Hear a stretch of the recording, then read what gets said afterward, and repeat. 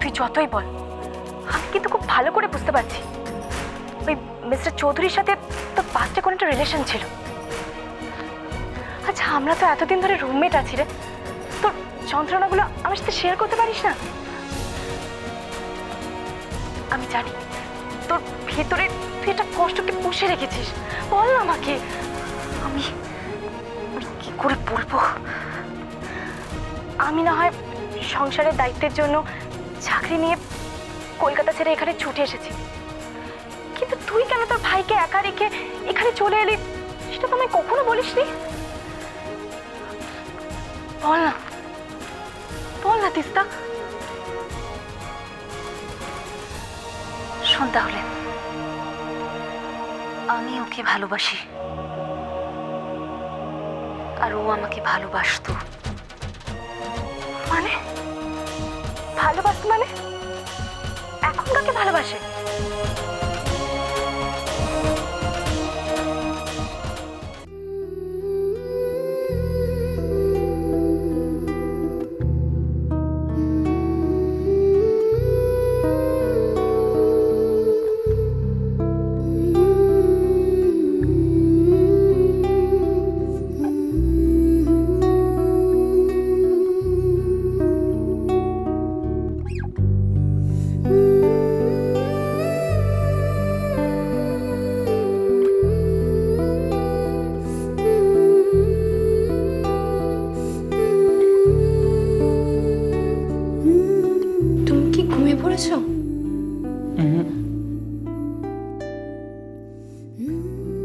অনেক রাত হয়ে গেছে, ঘুমিয়ে পড়ো।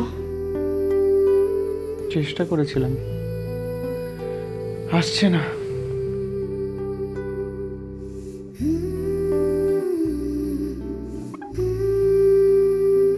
আমি বাড়িয়ে দেব ঘুম।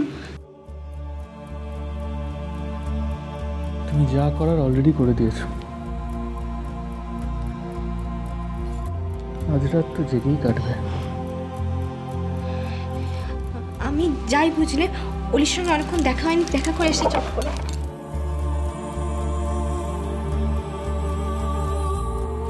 ছাড়ো, একবার দেখা করে আসি। ওরা কি ভাবছে? কেউ কিচ্ছু ভাবছে না। দেখো, আজ আর যে ধাক্কাটা পেয়েছি সেটা সামলাতে হবে তো।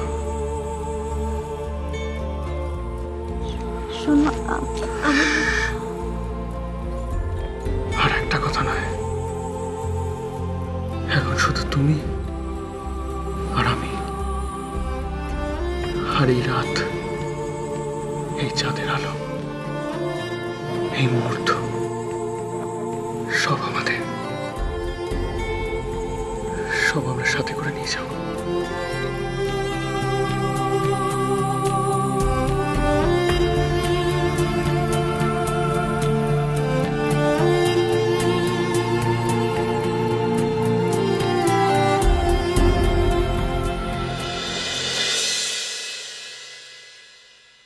মনে করো কখনো কিচ্ছু ঘটেনি,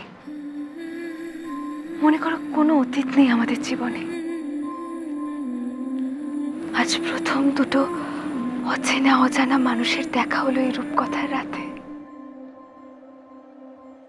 তারপর তারপর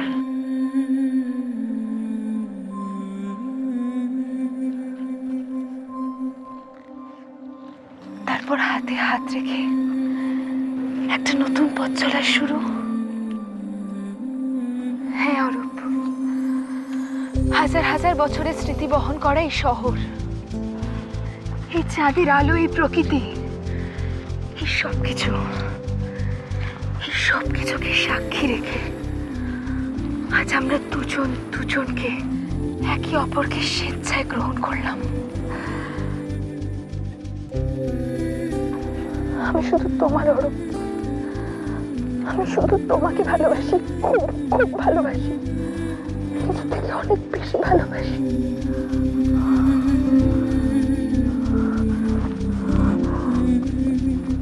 ঠিক এইভাবে আমাকে সারা জীবন আগলে রেখো, ঠিক এইভাবে।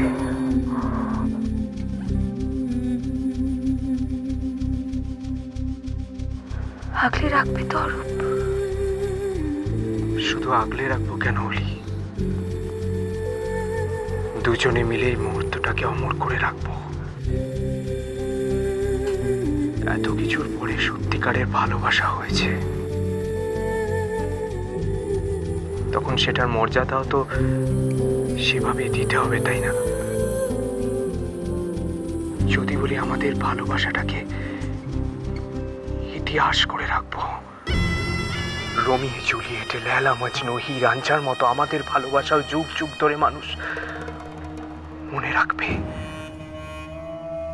ভালো লাগবে না বলো? মানে এসো।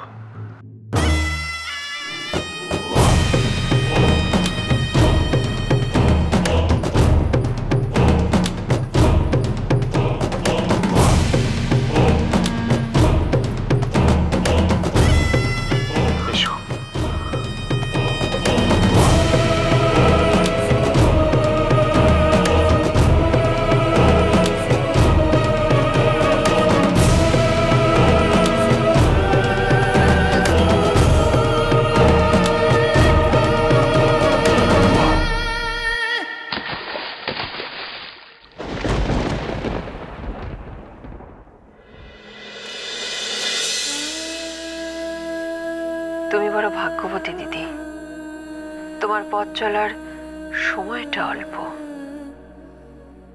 কিন্তু যার হাতে হাত রেখে এই পথ চলা শুরু করেছিলে সেই মানুষটা আজও তোমার হাত ছাড়েনি।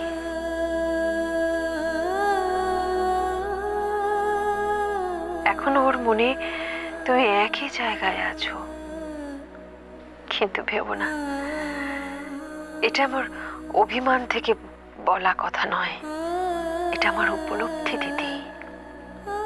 আমার কোনো অভিযোগ নেই, কোনো অভিযোগ না।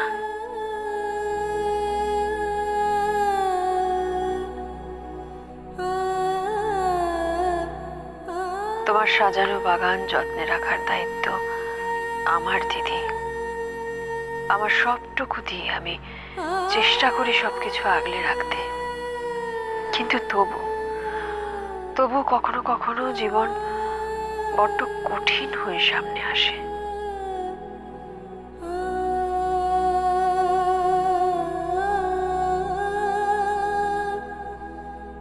তোমার কাছে উজাড় করে নিজেকে হালকা করি আমি, আজও সেরকমই একটা দিন। জানি না কেন মনে হচ্ছে একটা বড় ঝড় আসতে চলেছে। হয়তো ভ্রান্ত ধারণা, কিন্তু তবু তোমাকে একটা অনুরোধ করব আমি। আমাদের সাত্তকী আর অলিকে তুমি দেখো, আশীর্বাদ করো ওদের, ওরা যেন সুখী হয়, কোনো বিপদ যেন ওদের ছুঁতেও না পারে। তুমি রক্ষা করো ওদের।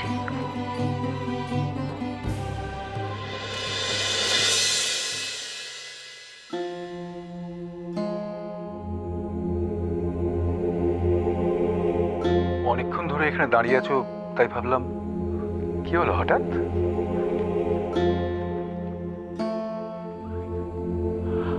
বিদিশার ছবির সামনে দাঁড়িয়ে মনে মনে যে কথাগুলো তুমি বলছিলে সেগুলো কি আমাকে বলা যায়?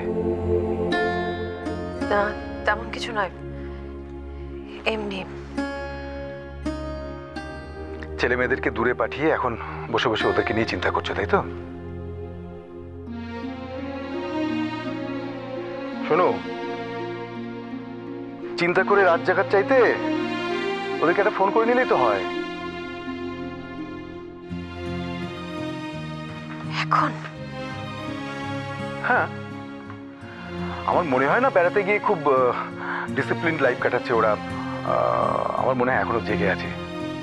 নাও না, ফোন করে কথা বলে নাও। এ দেখো, বলতে বলতেই ফোন নাও, কথা বলো। হয়তো সাত্তকী ফোন করেছে।